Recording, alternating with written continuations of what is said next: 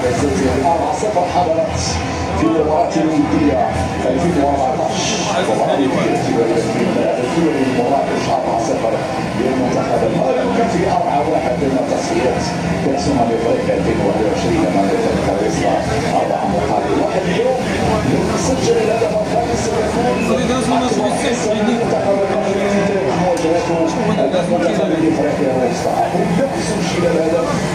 ان شاء الله يسجل الهدف الخامس. تركيز يا سفيان قبل تنفيذ التي الجزاء.